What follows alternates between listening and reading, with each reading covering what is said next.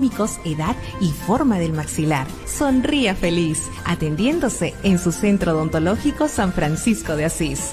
Girón Francisco Lazo 1815, segundo piso B, Lince. Informes al 582-2191, 582-2191. Centro Odontológico San Francisco de Asís, marcando la diferencia.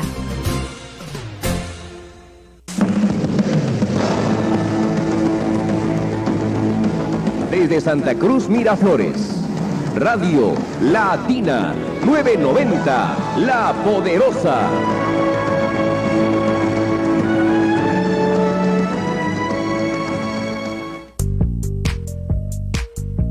Estalqueados con Jorge Miranda, de lunes a viernes a las 2 de la tarde por Radio Latina 990 AM, La Poderosa.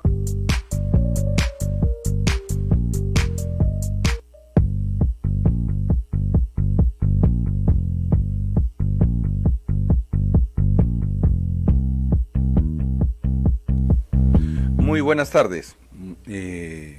Estamos día viernes, es nuestro 7º programa. Agradecidos por la audiencia que estamos teniendo y sobre todo el seguimiento que nos hacen en las redes sociales. El día de hoy tenemos preparadas dos entrevistas, una del señor Virgilio Acuña, que ha sido tendencia en las redes sociales, en el Twitter, trending topic, que le dicen, con el tema de la defensa de Valentino, la mascota de el mayor Antauro Mala. Va a venir a explicarnos el señor Virgilio Acuña. Aprovecharemos también para hacerles preguntas sobre las motivaciones que ha tenido para pagar la caución que le piden de reparación civil, 120.000 soles, tengo entendido, y otros temas más. En segundo lugar, también estará con nosotros el ex ministro de Justicia del gobierno de su hermano, de Ollanta Humala, a hablar sobre la situación política actual y algunos temas referidos a su participación política en las próximas elecciones. Agradecer a nuestro productor Fernando Obregón, quien es el que está haciendo posible el soporte de este programa y consiguiéndonos pues la participación de estos y otros invitados. Bueno, el día de hoy el Poder Judicial se pronunció sobre el pedido del fiscal José Domingo Pérez para que el expresidente Pedro Pablo Kuczynski sea recluido en un penal, ¿no? La razón es haber recibido visitas políticas en su domicilio. Esto ha sido parte del debate durante toda la semana, hasta el presidente de la República se ha pronunciado en el sentido que no estaba de acuerdo con el pedido que había hecho el fiscal José Domingo Pérez, ¿no? Se han pronunciado también las mismas personas implicadas en la visita. ¿Quiénes son las personas que lo han ido a visitar y que se consideran visitas políticas por el fiscal Pérez? Se trata de la vicepresidenta Mercedes Arauz, del señor Bruce, más conocido como Techito, el congresista Bruce, y el congresista Gilbert Violeta. Estas personas habrían asistido a la casa de PPK, según ellos indican, con solamente la finalidad de una visita social y una preocupación por su estado de salud, y según el fiscal Domingo Pérez, que han sido visitas políticas para coordinar acciones políticas. Sin embargo, lo que se comentaba era, ¿y por qué no se hizo el pedido en el mes de mayo? ¿Por qué se ha esperado que 3 congresistas del oficialismo se retiraran de la bancada de PPK y que el congresista Gilbert Violeta pidieran que ya no se use el nombre de PPK en la bancada oficialista para que recién se plantee el fiscal que esas visitas que fueron mucho antes ahora son visitas prohibidas. Recién cuando estas personas, cuando eran parte de la bancada oficialista, el fiscal no se pronunció, no dijo nada, no dijo esta boca es mía. Recién que se retiraron de la bancada oficialista es cuando el fiscal hace el pedido. Muy bien. El Poder Judicial se ha pronunciado ya el día de hoy. ¿Y qué ha dicho el Poder Judicial? El juez no aceptó el pedido del fiscal. El pedido de prisión preventiva fue rechazado por el juez. Y es así que PPK seguirá bajo arresto domiciliario. Quiere decir que PPK va a continuar su prisión preventiva en su domicilio, ¿no? El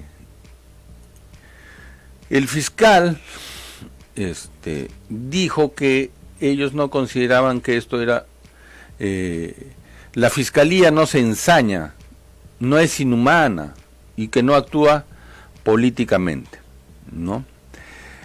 Pues el juez Jorge Chávez Tamariz del tercer juzgado de investigación preparatoria nacional permanente piensa distinto, que para variar la medida de prisión preventiva tendría que haber otras motivaciones. Ya llegó a nuestra cabina nuestro ex congresista Virgilio Acuña, al cual invitamos por favor que pase adelante. ¿Qué tal?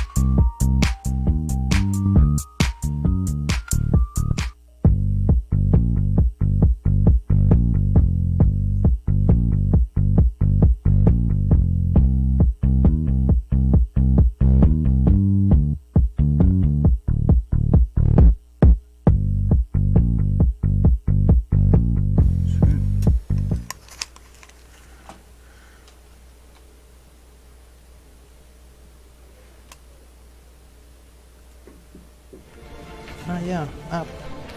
Primera vez que veo mi propaganda.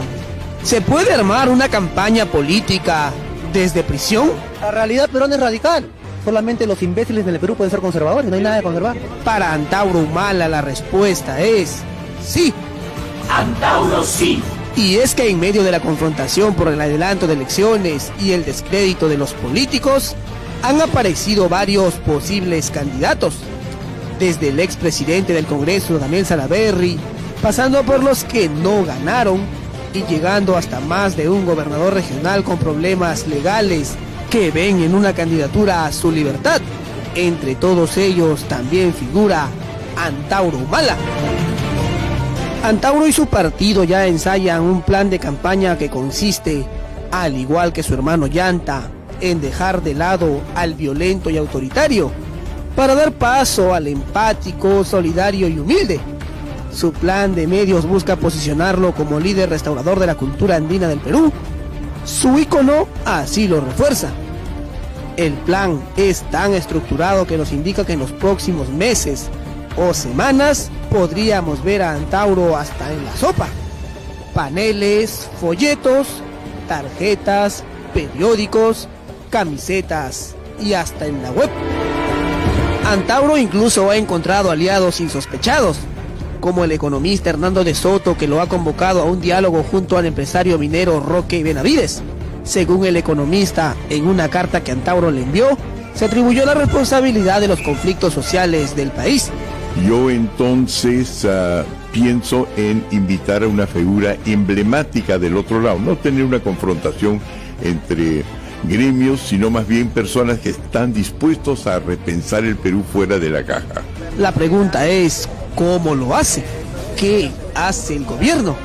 En la actualidad está encerrado en el penal Virgen de Fátima de Chorrillos, pero desde el INPE habrían pedido su traslado a Chayapalca, 4.800 metros de altura en la Sierra de Tacna.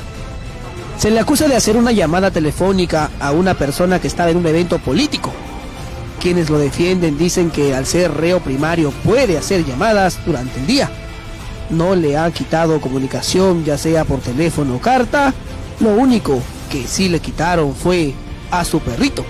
Virgilio Acuña, otro de sus aliados, inició una campaña para que le devuelvan a su mascota, Valentino.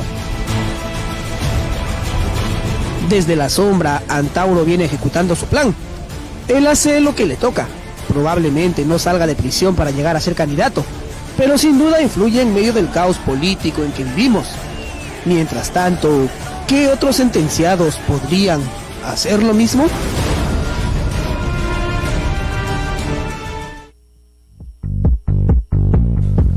Ha sido este reportaje comentando si Antauro puede ser campaña en la prisión o no. Vamos a escuchar tu opinión, pero ha sido aludido directamente por el tema de Valentino, la mascota que además ha sido tendencia en las redes, ¿no? Ha sido trending topic, Virgilio Acuña con Valentino. Cuéntanos el tema. Prácticamente hay tres cosas acá, ¿no? Primero, el término que si se hace campaña, lo cual puede decir que no se hace campaña. Segundo, el tema central, si bien es cierto, Antauro está privado de su libertad, pero no está privado de pensar o de conversar o de expresar sus opiniones. Nadie le prohíbe lo que uno tiene que pensar o hablar. Así que cuando critican, están equivocados, porque si bien Antauro está privado de su libertad, pero no está privado de la posibilidad que tiene de pensar o conversar o que tener visitas. Y en el tema de la mascota que se llama el Valentino, sí, por supuesto que yo he salido en defensa de Valentino, porque cuando yo estaba en el Congreso, en diciembre de 2015, se emitió una ley que era de protección y cuidado de los animales. Y por otro lado también a nivel global sabemos que cada vez hay más organizaciones sociales, ciudadanas que protegen los animales. Y simplificando el tema, Antauro vive y le acompaña una mascota allí que se llama el Valentino y que tiene años, inclusive es un poco cojito el Valentino, y tiene años acompañándolo. Cuando yo llegué por primera vez a la cárcel, yo estaba conversando con Antauro y debajo se movía algo, y qué raro, que se mueva algo, justamente era Valentino que la acompaña en todo lado. Entonces a mí me parece desproporcionado que el INPE quiera separar a la mascota de su amo, porque un animal, un perrito, por más que le llame perrito, tiene todo el derecho a vivir con su amo, tiene todo el derecho a ser atendido, tiene todo el derecho a llevar a la veterinaria, tiene todo el derecho a que le den agua, tiene todo el derecho para alimentarlo, tiene absolutamente todos los derechos, que incluso hay leyes que protegen a los animales. Así como tenemos los deberes y derechos ciudadanos y universales, igual los animales también tienen derechos universales, así que yo ahora estoy coordinando con algunos abogados y hago un llamado, tal vez algún abogado pueda ayudarme a presentar una habeas corpus para evitar que se separen. Para que se separen. A los abogados que nos escuchan le hago un llamado que podamos contribuir a esta causa, porque sería muy doloroso que se separen. Le reitero, porque ese Valentino requiere ser atendido, requiere que le den agua, que en los alimentos, que lo cuiden, dónde va a dormir, qué es lo que va a hacer. Es un tema sumamente complicado. Yo he tenido durante 30 años, he tenido mis perros, que eran pastores, pero la relación y el sentimiento que hace un humano con un perro es extremadamente sensible, y si logran, digamos, arrancar al Valentino de su amo, será una cuestión muy dolorosa que hay que tratar de evitarlo, ¿no? Hay un manual que está circulando en las redes, dice el manual de Antauro, el manual de campaña. ¿Lo conoces este manual? ¿Lo has visto? No, yo no conozco el manual, lo que sí conversamos. Un brochure, es un que circula en las redes y que es de donde han sacado las imágenes para hacer este reportaje de la campaña de Antauro. Porque en algún momento se comentaba que tú también podías ser posible autor de este manual de campaña. No lo conozco, lo que yo sí sé, no he leído todo, pero Antauro ha escrito como 5 libros. Sí. Ha escrito libros, el último libro es Conversaciones con Antauro, que tiene como 400, 500 páginas, pero no conozco el manual, pero finalmente lo que es cierto que Antauro sí aspira a ser presidente de la República, y yo sí puedo garantizar también ahora que después de 14 años y medio que él está retenido, puedo dar fe de su madurez y de la posición de estadista que tiene ahora para gobernar el país, y justamente por esa preparación y por esa madurez que tiene, justamente motivó la carta a Hernando de Soto. ¿Por qué? Porque está con una formación absolutamente integral, está con soluciones para los problemas del país, y esa capacidad que él tiene ahora le permite postular a la presidencia de la República. Tenemos una llamada telefónica, por favor, adelante. ¿Cómo está, caballero? Buenas tardes. Los Olivos, soy el señor Gabriel de Los Olivos. ¿Perdón? Gabriel de Los Olivos. Dime, Gabriel. Quería preguntar al caballero, yo he tenido la oportunidad de ser un lector de Antauro. Tengo su libro que le hizo el señor Saldaña, y luego tengo otro libro que habla sobre el nacionalismo y el ejército. Él establece fundamentalmente algo técnico, que si él llega al poder va a ejercer la Constitución del 7-9, y de acuerdo a esa Constitución va a hacer los juicios a estos delincuentes. ¿Sigue con esa posición Antauro o ha abdicado? Gracias. El tema de la traición a la patria de la Constitución del 79, que consideraría Antauro que todos estos, ¿cómo dice él? ¿Delipresidentes? Delincuenpresidentes. Bueno, ¿serían fusilados? Es la pregunta. Yo sí escuché al señor, yo he conversado con Antauro, además lo he leído, y efectivamente lo que es concreto es que una de las posiciones de Antauro y ahora del Frente Patriótico Peruano, porque estamos armando todo un frente, es que llegando al gobierno vamos a cambiar la Constitución. ¿Por qué? Porque la Constitución en el artículo o en el capítulo de economía es la que ha permitido y le ha dado las puertas abiertas para que todos los actos de corrupción funcionen o se hagan en función al capítulo económico. Entonces, lo que puedo responder al señor que ha llamado es que sí estamos dispuestos a cambiar la Constitución, y cambiar la Constitución básicamente para eliminar el tema de la corrupción. No se puede volver a la Constitución del 79, porque bueno, es una constitución pasada. Ahora estamos en otro tipo de organización social y estamos en el siglo XXI. Tenemos elementos, tenemos sociedad diferente, tenemos muchas áreas que han cambiado. Entonces, en vez de volver al 79, sí, avanzar más bien con una nueva constitución, bien claro. Y por supuesto que ahí inmediatamente supongo que la oposición a ustedes van a decir eso es chavismo, porque Chávez lo primero que hizo fue cambiar la constitución. Pero bueno, hay diferentes maneras de interpretar las cosas. Lo que es porque también podría ser fujimorismo, porque Fujimori cambió la constitución. Lo que es correcto es que esta constitución ha permitido que todos los presidentes, ministros, congresistas, funcionarios y empresarios roben, porque la constitución puso en manos del mercado todas las decisiones. La Constitución dice que el mercado decide, y por ejemplo es injusto que la educación y la salud pueda estar en manos del mercado. No, la salud debe estar como responsabilidad del Estado y no como el mercado. Ahora, y dentro de ese cambio de la Constitución, veremos qué sanción tenemos para los corruptos. Básicamente para los presidentes, porque uno no puede tener presidentes o ministros que estén robando, ¿no? Una pregunta que creo obligada tengo que hacerla, es el pago de la reparación. Se hace mención también que se ha pagado ya un 10%, creo que de la reparación que le impusieron a Antauro, y que ¿habrías tú aportado con y apoyado con este dinero? Sí, es absolutamente cierto. La ley, bueno, dice que para salir en libertad, porque ya estamos pidiendo la libertad de Antauro, porque ya está cumpliendo la 3/4 parte de su pena, y efectivamente yo he pagado fundamentalmente por Antauro, pero en general es porque hay un compromiso por la causa, ¿no? Porque ese pago finalmente va a permitir que salga un hombre libre, y que ese hombre libre pueda fomentar una nueva constitución, pueda fomentar una nueva organización social, porque hay que ser consciente. La crisis social, la crisis política, la crisis económica que vive nuestro país tiene que ser cambiada.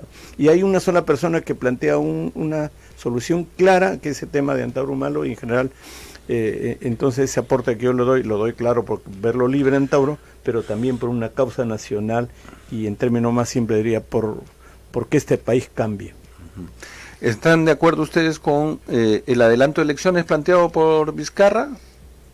¿O están pensando en 2021? No, estamos de acuerdo que se vayan todos, que se vaya Vizcarra, que vaya el Congreso, y como le digo, que se pase a una nueva organización social en el Perú, que se pase a una nueva organización institucional, porque las instituciones no están funcionando. No funciona el Congreso de la República, no funciona el Ejecutivo, porque así como se critica al Congreso que en trampa, pero también hay que criticar al Ejecutivo que no está resolviendo los problemas del país. Y en una nación, el eje de la nación es el Ejecutivo, pero el Ejecutivo no está haciendo nada.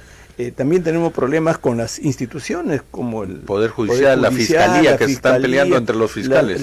Todas las instituciones, y por eso que preferimos un adelanto de elecciones, para que todo este país pueda cambiar totalmente. Y para que se cambie toda esta organización social, tenemos que empezar cambiando la Constitución. Y la OMPE está con funcionarios que han sido encargados, no elegidos, porque toda vez que fue separado el jefe de la OMPE y salió con sus funcionarios, están funcionarios que no los ha elegido ninguna entidad.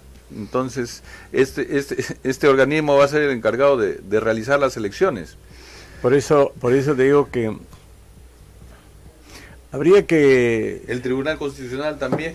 Hay un libro extraordinario que le escribieron dos premios Nobel de Economía, que se llama ¿Por qué fracasan las naciones? Ese libro deben leerlo todos los políticos. ¿Por qué fracasan las naciones?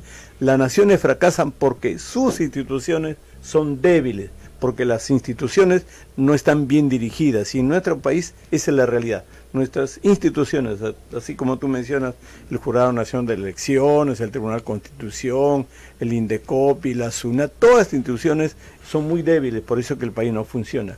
Felizmente ahora, gracias al trabajo permanente de hombres y mujeres peruanas, gracias al trabajo de sol a sol que hacemos todos los peruanos, el país camina. A pesar de que tanto entrampamiento en la sociedad y en las instituciones, el país sigue caminando. Pero esperemos, como a pesar de ellos, el país sigue.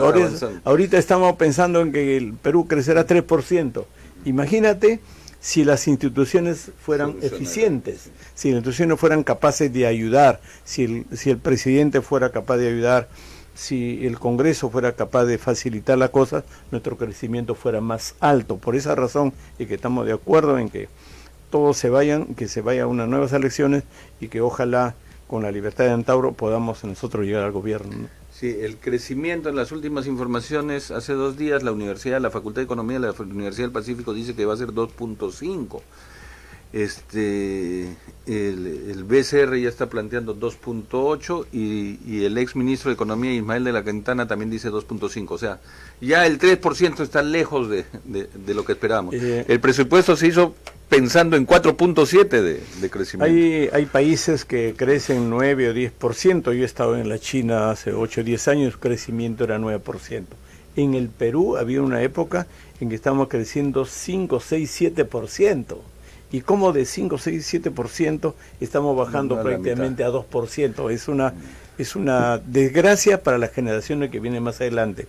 Ayer o antes de ayer salió en el Comercio una publicación que dice que 1.400.000 jóvenes ni estudian ni trabajan. Así es. Si la fuerza laboral, la fuerza de un país es la juventud, ¿cómo podemos tener 1.400.000 jóvenes que pueden ser nuestros hijos, sobrinos, primos, amigos?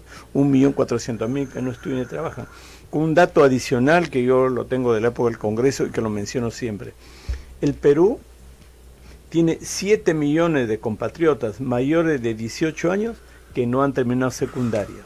O sea, tú puedes permitir en una nación donde la tecnología, donde la creatividad, la innovación está en el punto más alto, ¿cómo podemos tener 7 millones de peruanos con secundaria incompleta? O sea, ¿qué aspiramos con nuestra nación si de los 30 millones tiene 7 millones que son con secundaria incompleta, ¿no?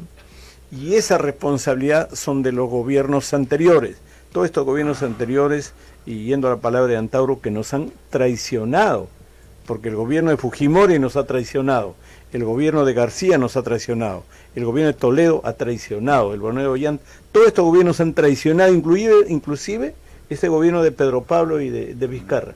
Todos estos gobiernos que han traicionado son los responsables para que tengamos cerca de 2 millones de jóvenes sin trabajo y son los responsables para que tengamos 7 millones de peruanos con secundaria incompleta.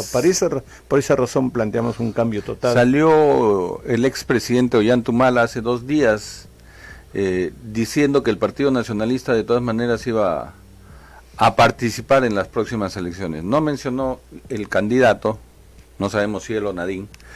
¿Qué opinión tienen ustedes, no? O sea, yo no he leído la noticia. Bueno, pues todos los peruanos tenemos el derecho de postular a una representación popular, ¿no? Para alcaldes, congresistas, presidente de la República, todos tenemos ese derecho, y ya será la población es la que finalmente toma la decisión, pero no se puede criticar la aspiración de algún ciudadano que además que la ley lo permite, ¿no? Yo lo que sí... Pero no comparten posiciones con Antauro, ¿van a ir en carriles separados? En absoluto. Sabemos nosotros que cuando el presidente Ollanta estuvo como presidente tenía la posibilidad de indultar a su hermano. No lo hizo. Pero así no lo hizo y más bien lo mandó como un año al penal de la Marina. Entonces creo que ahora nos explicamos por qué no lo hizo. Entonces son cosas absolutamente diferentes. Nuestra posición es la posición de buscar la libertad de Antauro. Ese es lo fundamental. La ley dice que cuando un reo cumple 3/4 parte de su pena, ya uno puede presentar la libertad condicional, y es lo que estamos haciendo, presentar la libertad condicional para que, con ciertas condiciones que los jueces lo pondrán, Antauro pueda cumplir esa pena ya fuera del penal, porque desde el punto de vista absolutamente humano también tenemos que ver que está cerca de 15 años preso. ¿Quién soportaría 15 años en una cárcel? Y yo admiro la personalidad que tiene Antauro, porque cuando uno le da la mano o conversa, ves a un hombre fortalecido, fuerte, más preparado, con más ganas de luchar por una sociedad que él sabe que está destruida, porque él no ve lo que pasa afuera, salvo se enterará porque tiene muchas limitaciones, pero cuando él vea en la sociedad, cuando vea que los niños en las esquinas piden una propina, cuando veo que la gente trabaja, esa sensibilidad social que tiene Antauro va a ser mucho más profunda. Virgilio, tú que eres de la zona norte del país, y porque cuando pensamos en Antauro, inmediatamente pensamos el sur. El sur es radical, de Arequipa, Puno, Cusco, Apurímac, etcétera, eso es Antauro. En el norte, ¿cómo va la presencia? De hace 2 o 3 meses estamos fomentando la creación del Frente Patriótico, porque Antauro está visto como representante de los etnocaceristas, claro. Los reservistas, ¿no? Que están en todo el Perú, pero a medida que crece la formación del Frente Patriótico Peruano, entonces vemos que cada vez se suman más organizaciones sociales, políticas, institucionales, y en el norte también están apareciendo. Increíblemente en la pared del norte dice Antauro Libertad, Antauro Presidente, Antauro 2021, y en Chiclayo, en Piura, en Cajamarca, en Trujillo, están haciendo todo ese tipo de esfuerzo por la libertad de Antauro. Y está creciendo ciertamente en el sur, donde hay más apasionamiento, en el sur, porque él ha recorrido más el sur. Yo estaba en Puno hace una semana y me dicen, no, acá está Antauro, ha venido Antauro, lo conocen, que ha ido a varios coliseos. Entonces en el sur hay mucha más pasión, pero en el norte está creciendo toda esta fuerza que permitirá llevar Antauro a Palacio de Gobierno. Muy bien, Virgilio, muchas gracias tu presencia y tu participación. Te doy el micrófono para que puedas despedirte, saludar. Compatriotas son, ¿no? Los compatriotas.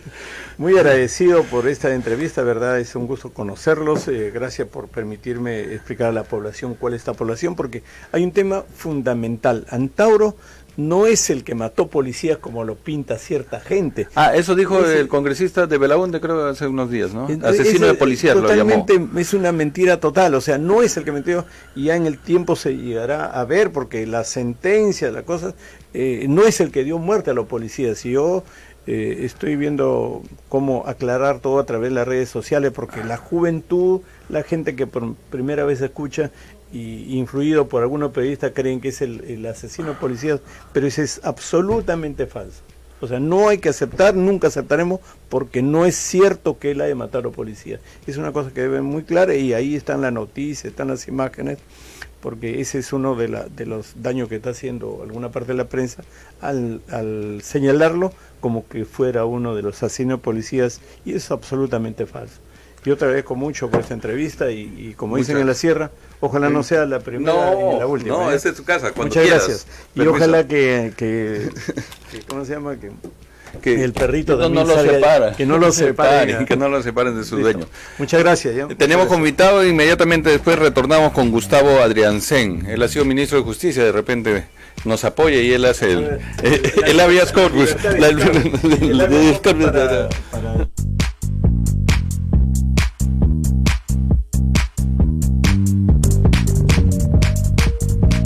Estalqueados con Jorge Miranda, de lunes a viernes a las 2 de la tarde por Radio Latina 990 AM, La Poderosa.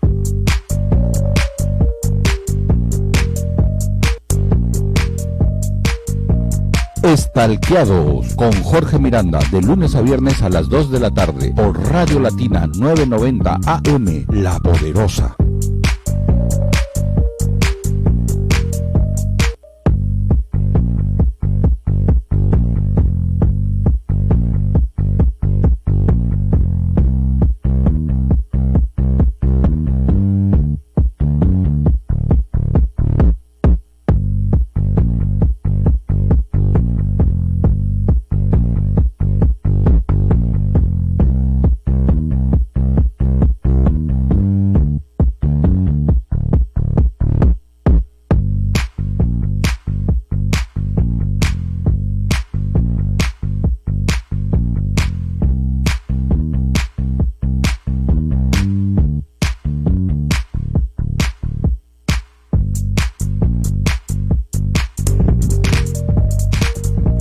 Estalqueados con Jorge Miranda, de lunes a viernes a las 2 de la tarde por Radio Latina 990 AM, La Poderosa.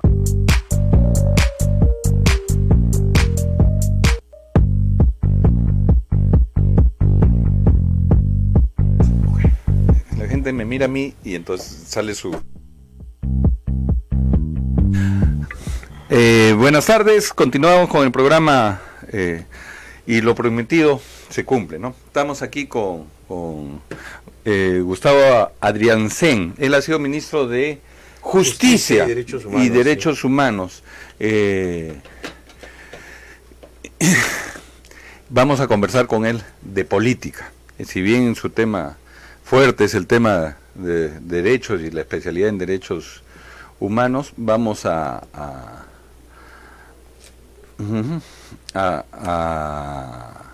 conversar con él, ¿no es cierto?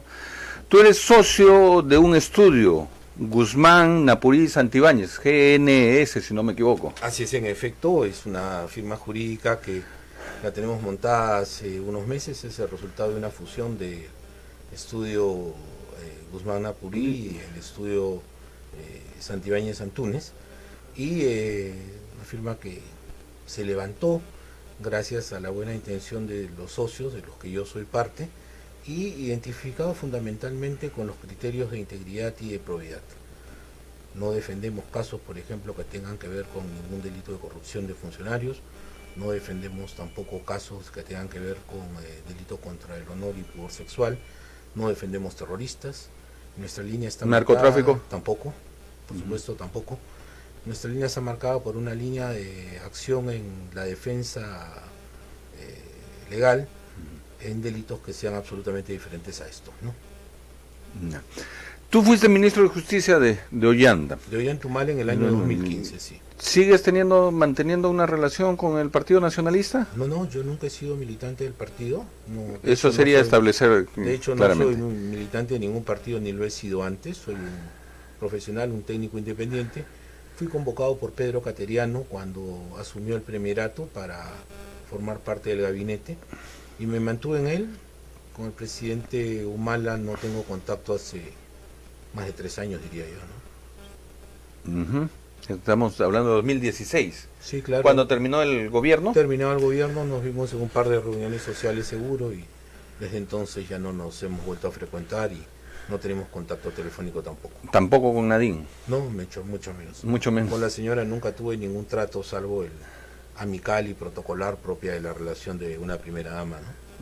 Es bueno aclarar los tiempos, términos y marcar sí, eso es muy importante, Jorge, los propios espacios, ¿no? O sea, porque la gente asocia, fue ministro de Ollanta, ya, entonces es parte de... sí, claro. Y supuesto. Te debe haber sucedido. Bueno, me sucedió y no solamente ello, sino que me significó una...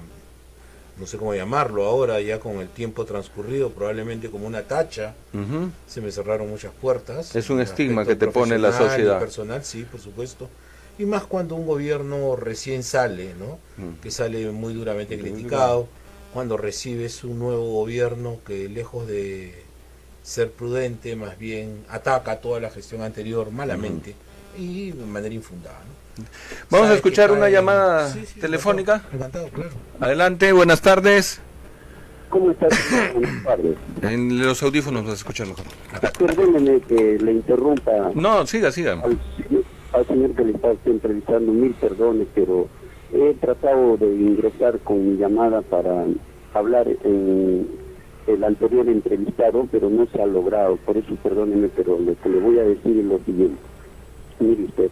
Yo he leído todos sus libros, todas sus obras, todos los periódicos, todos los artículos que ha escrito el mayor Antauro Humala, y yo fui uno de los más convencidos de todos los peruanos de que lo que estaba escribiendo se adecúa para liberar la patria que se encuentra cautiva y sacarla del subdesarrollo y lanzarla al desarrollo al país. Pero ¿qué ha pasado con el mayor Antauro Humala? En el último congreso que ha realizado, que ahora ha formado un frente patriótico que es el nuevo partido para inscribirse, para poder candidatear, ha metido toda clase de personas que se supone que los iba a fusilar. Señor Hernando de Soto, que es el responsable directo de haber hecho el golpe de Estado en el año 1992, liderando o asesorando a Fujimori, el señor Roque Benavides, que se supone a los que tienen que fusilar, están ahora dentro de su organización y están construyendo la nueva hoja de ruta. En la página 218 de Conversaciones con Antauro, del escritor Pedro Saldaña, Antauro, como primer punto del programa de 25 puntos, sostiene la necesidad de restaurar la Constitución de 1979 para que devuelvan todo lo que se han robado, todos los que han gobernado ilegalmente con la Constitución de la mafia fujimontesista. Y ahora está planteando nueva Constitución. O sea, ya abdicó del programa originario que él presentó al pueblo. O sea, es igual que su hermano o peor todavía que su hermano. Es otro planta y ahora están construyendo una nueva hoja de ruta para descuartizarle al país. Y este señor ya no tiene credibilidad, porque ahí está, hoy día lo ha ratificado que ya cambió, Antauro ya cambió. Listo, agradecemos su opinión, quedado su posición totalmente clara. Antauro pareciera estar siguiendo los pasos de Ollanta, dice, está rodeándose gente que iba a fusilar, ahora no los va a fusilar y está cambiando ya dice que no va a cambiar va a regresar a la Constitución del 79. Pero en todo caso el señor Virgilio Acuña lo dijo muy claramente. Nosotros ya no queremos regresar al 79, queremos una nueva Constitución. ¿Tú qué opinas de tener una nueva Constitución o mantenerla del 93 o el viejo debate si regresamos a la del 79? ¿Es necesario modificar la Constitución? Algunas consideraciones, Jorge. A lo largo de nuestros casi 200 años de historia republicana hemos tenido 13 documentos constitucionales. La Constitución del año 33 nunca vio la sucesión de un gobierno democrático por otro de igual naturaleza. La Constitución del 79 marcó un hito dentro de nuestras constituciones porque durante su vigencia estuvieron 3 gobiernos constitucionales. Belaúnde segundo gobierno, García primer gobierno y Fujimori hasta que vino el interregno por el golpe de Estado. Pero la Constitución del año 93, con sus más y sus menos y su origen espurio, es la Constitución que ha durado 25 años y nos vamos por el año 26. ¿No? Ya tenemos 26 años, ¿no? Pues en diciembre. La Constitución del año 93 ha sido la más longeva en términos de efectividad en toda nuestra vida republicana. Hemos visto el gobierno de Fujimori, hemos visto el gobierno de Paniagua, el gobierno de Toledo, el gobierno de García, el gobierno de Humala, el gobierno de PPK y ahora el presidente Vizcarra. Jamás en nuestra historia republicana hemos visto algo parecido. Entonces marca, de hecho, una relevancia significativa en materia constitucional el texto que actualmente tenemos. Sin embargo, la Constitución es un instrumento vivo. El Perú del año 93 no es el Perú del año 2018 y no es el Perú del Bicentenario. Volver a leer la Constitución a mí no me causa ningún temor, yo creo que es imprescindible. Fíjate, estas reformas que se han pretendido hacer y que se han quedado frustradas últimamente, van a significar una reformulación de por lo menos la tercera parte del articulado total de la Constitución, casi 70 artículos de 206. Entonces estamos haciendo una reforma francamente profunda y yo no veo ningún inconveniente. Lo que sí me parece un despropósito a estas alturas del partido es creer que podemos volver sobre la Constitución del año 79. Eso se planteó también en el gobierno. Agua pasada, y además en el gobierno de Ollanta Humala, ¿no? También se planteó. El propio defensor Borea, que fue uno de los más intensos, ya claudicó también de eso y ahora está cambiando de posición respecto a la necesidad de hacer reformas de la del 93. Por otro lado, también hay que decir algo que es muy importante, ¿no? Las constituciones hay que leerlas, y hay que leerlas a la luz de los tiempos. A mí me parece inconcebible, por ejemplo, que estemos hablando de paridad cuando seguimos hablando de los términos aquellos de... cuando se dio la Constitución del año 79 y se heredó en el 93 y se pensó los requisitos para ser congresista, el Perú tenía una altísima tasa de analfabetismo. Y lo que se pedía era que los analfabetos estén también representados, por eso se bajó la valla y no se les exige ni primaria. Y a pesar de eso mienten en sus hojas de vida. Pero ¿qué te quiero decir con esto? Que hoy día ya el Perú tiene unas tasas de analfabetismo sumamente escasas, muy bajitas, lo que permitiría que pongamos algunas condiciones para que los requisitos, la valla para ser congresista se levante. ¿Cómo es posible que para presentarse a un contrato CAS en la administración pública tengas que tener título de grado de bachiller, título y maestrías y doctorados y etcétera, y para ser un congresista de la República no te piden nada? ¿okay? Me parece que son cargos de responsabilidad muchísimos mayores y sobre todo yo creo que se puede mantener o respetar una cuota mínima de analfabetos en el Congreso para que estén representados, como están representados cualquier otra de las minorías, ¿no? Pero subir la valla me parece muy importante. Hay que leer la Constitución, hay que revisar también todo el capítulo de política, partidos, hay que revisar todo el sistema electoral nuevamente y cuando no, volver a darle una leída a lo que nos importa más, a la parte dogmática, ¿no? A los derechos de los ciudadanos. Sí. Escuchamos una llamada del público, por favor. Buenas tardes. Buenas tardes, caballero. Soy el señor Gabriel. Quisiera preguntarle a usted, como una persona bastante entendida, y al caballero invitado, si el Perú no tiene capacidad, la Universidad Nacional de Ingeniería tiene la mejor facultad de ingeniería de minas en Latinoamérica, que hay cerebros en ingeniería química, petroquímica, ¿por qué no podemos desarrollar la minería? Somos el 5º país a nivel mundial en oro. ¿Por qué ese oro que se va a otros países no se industrializa? No hay una reserva en oro en el Perú y desarrollaríamos el Perú. ¿Cuál es el punto? ¿Qué es lo que pasa para que el Perú no pueda desarrollarse? ¿No creemos en el peruano? Si tenemos talento, ¿por qué no esa diáspora de profesionales en el mundo no la traemos para que la minería en el Perú se industrialice? Imagínese, amigo, que tengamos una minería aurífera y desarrollaríamos el Perú. El Perú sería una potencia mundial. ¿Cuál es el talón de Aquiles para que eso no ocurra? ¿Usted cree que Hernando de Soto, PPK y toda esta sarta de delincuentes van a desarrollar el Perú? Posible, gracias. Gracias. Gustavo, la minería, fuente de riqueza y fuente de todos nuestros problemas también.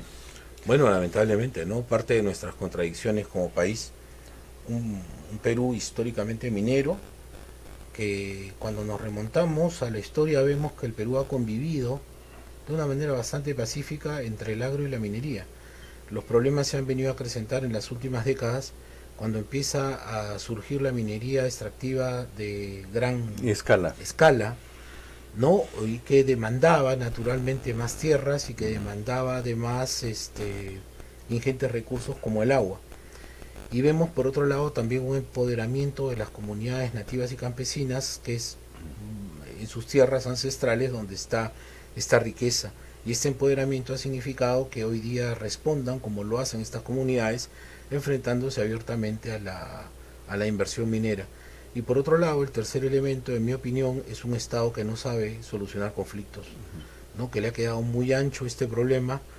Y mira, Jorge, empezamos con las Bambas, ha seguido Tía María, ahora tenemos el problema en Quillabeco, y hasta dónde más se va a seguir extinguida. En Piura, por ejemplo, ya sucedió también lo de la mina, ¿no? Y no nos olvidemos lo que está pasando con el oleoducto, ¿no? Entonces, me parece que esto es una conjunción de malas acciones de diferentes actores que nos han llevado a esta crisis, y el único perjudicado es el país, ¿no? El señor Hernández Soto ha traído su propuesta sobre el tema del subsuelo, porque el suelo es para la gente que vive ahí y el subsuelo es patrimonio según la Constitución de todos los peruanos.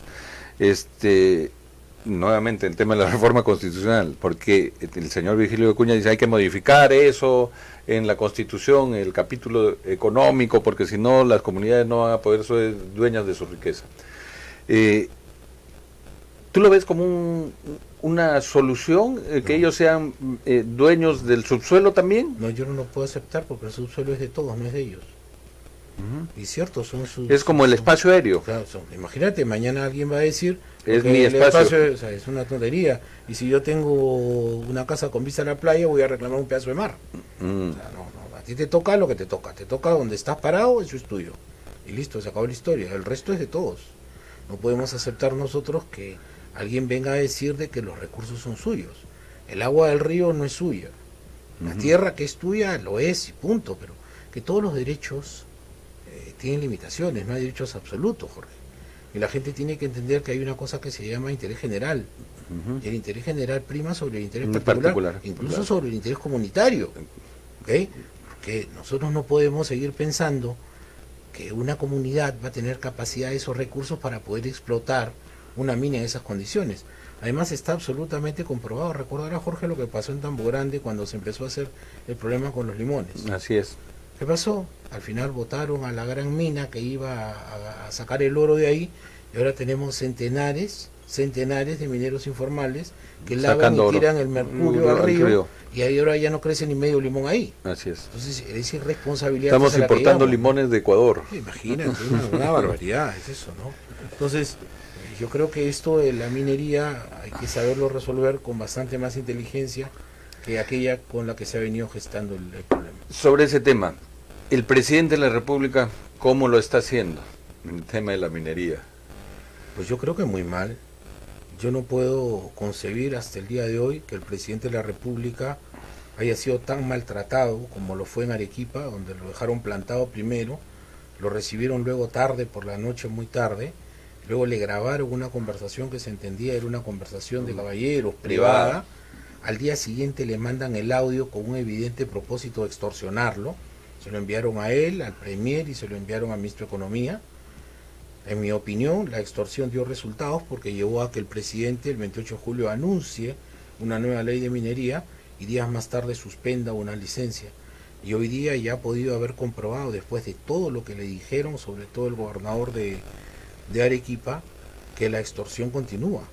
Ya no quieren ellos la suspensión, ahora quieren la cancelación de la licencia. Y el argumento del presidente y del Ejecutivo en general me ha parecido un absurdo. Si yo otorgo la licencia porque han cumplido con todos los requisitos legales, yo mañana no se la puedo quitar porque me da la gana o porque la calle salió a hacer bulla. Porque eso quiebra el Estado de Derecho, la confianza, y los inversionistas se ahuyentan. Porque si no empezamos a sacar resoluciones sin la debida motivación. Imagínate, eso ya no tiene ningún sentido. O sea, si se pasa en esto, todo el sistema legal y el está en riesgo. El precedente ya es muy malo. Ya es muy malo. Porque tú ya no vas a tener ningún criterio de predictibilidad. Hoy día te dan la licencia y sabes que tu construcción va a durar 1 año y medio, pero puede ser que al medio año te la quiten o al año. ¿Y qué haces? ¿Quién te va a responder? Yo por eso creo que con toda y justa razón la empresa minera puede plantear una acción judicial en contra del Estado para ser resarcida por esto, ¿no? Claro, en términos de entender, antes los pequeños comerciantes, los locales, las tiendas tenían que renovar su licencia año a año, y cuando el alcalde no lo renovaban, quebrada toda su inversión. Por eso se sacó una ley en que se saca una sola vez y definitivamente la licencia, ¿no es cierto? Ese es el espíritu. O sea, si yo voy a invertir, tengo que tener garantía y seguridad. Claro, estabilidad, ¿no? Tú no puedes estar, pues, como vienen los vientos. Tú, si eres un pequeño empresario, un emergente o un gran empresario, tienes que tener un horizonte de claridad en el que te permita hacer, pues, una proyección de lo que va a significar tu inversión y tu recuperación, sobre todo. Lo que llamamos en contabilidad el flujo de caja. Sabemos que en 10 años voy a recuperar recién para que me quiten el primer año la licencia. Es grave. El oyente se preguntaba hace un rato qué pasa, ¿no? ¿Qué pasa? Porque no tenemos capacidad nosotros de desarrollar esa minería a gran escala. Son miles de millones de dólares que nosotros no tenemos para invertir. Entonces, finalmente, encantado. El tema del adelanto de las elecciones. ¿Cuál es tu opinión? ¿Estás de acuerdo o no estás de acuerdo? No, yo estoy en total desacuerdo. Estoy en total desacuerdo porque, ¿sabes qué, Jorge? Yo no creo que cada vez que un congreso no nos guste, tenemos que patear el tablero y decir que lo vamos a cerrar. Porque en primer lugar ese congreso, así nos duela, lo hemos elegido nosotros. Yo he declarado públicamente, y lo repito ahora, que este es el peor congreso de toda nuestra historia parlamentaria a lo largo de nuestros años de la República. Sin embargo, nosotros tenemos que saber entender que la ciudadanía tiene que ver con el respeto a las instituciones. Y este congreso, como está, en mi opinión, debería terminar, y este presidente, como está, también debería terminar su mandato. El adelanto de elecciones, en mi opinión, no tiene marco constitucional que lo respalde, y mucho menos tendrá respaldo constitucional, si hay una negativa del Congreso y se plantea sobre esto una cuestión de confianza. Porque el presidente de la República, al no tener facultades para observar reformas constitucionales, menos puede presentar cuestiones de confianza sobre una ley que en esa materia haya sido observada por el Congreso de la República o no aceptada, ¿no? Te agradezco tu presencia, y tienes unos minutos, un par de minutos para que puedas despedirte y opinar libremente. Gracias, mira, yo lo aprecio mucho, y en primer lugar permíteme, Jorge, felicitarte por el programa. No tenía noticias de él, lo voy a seguir ahora con mayor atención. es tiempo en el que hacer periodismo plural resulta muy importante. Gracias. Porque lo que menos tenemos es cultura cívica. Y la cultura cívica se forma a través también de los medios de comunicación que le permiten a los ciudadanos escuchar diferentes corrientes de opinión para formarse una propia y a partir de allí tomar decisiones adecuadas cuando elegimos. Nuestros gobernantes son malos, pero nosotros los hemos puesto ahí. Y los hemos puesto ahí porque, entre otras cosas, no estuvimos debidamente informados y votamos con el hígado o con el corazón. Pero lo que tenemos que hacer es votar con la razón y con el cerebro. Y creo que la oportunidad que ustedes le brindan al oyente desde estas ondas son muy importantes. Visto lo que vaya a ocurrir en los próximos meses, sea que elijamos en el 20 o en el 21, ojalá que lo hagamos debidamente informados. Bien, Gustavo, vamos a tener las puertas abiertas para ti cuando quieras. Encantado. Y también alguna vez te haremos consultas telefónicas. Hágalo, con todo gusto. Muchas gracias. Encantado. Muchas gracias, Gustavo. Hombre, gracias. ¿Qué tal? ¿Cómo estás? Muy agradecido, gracias. Bueno, nosotros nos despedimos hasta el día lunes. Tenemos como invitado al regidor Jorge Valdés de Somos Perú, que está planteando que desaparezca el sistema de pico y placa. Muchas gracias, hasta el día lunes.